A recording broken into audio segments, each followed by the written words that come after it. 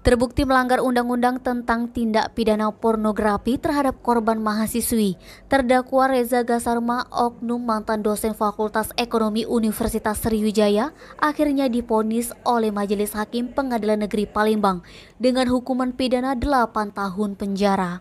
Terdakwa Reza Gasarma dijerat oleh Majelis Hakim PN Palembang melanggar Pasal 9 Undang-Undang Nomor 44 Tahun 2008, Jo Pasal 35 Undang-Undang Nomor 44 Tahun 2008 tentang pornografi. Dalam pertimbangan yang memberatkan terdakwa, menurut Majelis Hakim diketuai Fatimah SHMH dalam sidang yang digelar Senin 30 Mei, bahwa perbuatan terdakwa tidak sepantasnya dilakukan oleh seorang dosen yang seharusnya menjadi panutan bagi mahasiswa khususnya di Fakultas Ekonomi Universitas Sriwijaya.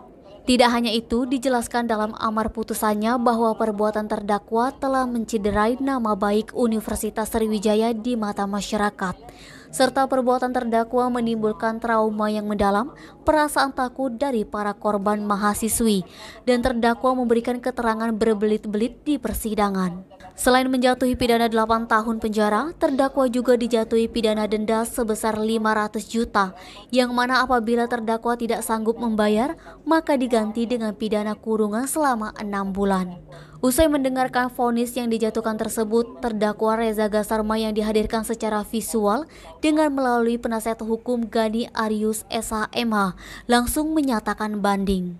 Diketahui vonis yang dijatuhkan tersebut lebih rendah daripada tuntutan jaksa penuntut umum Kejati Sumsel, yang mana sebelumnya menuntut agar terdakwa Reza Gasarma dapat divonis pidana selama 10 tahun penjara.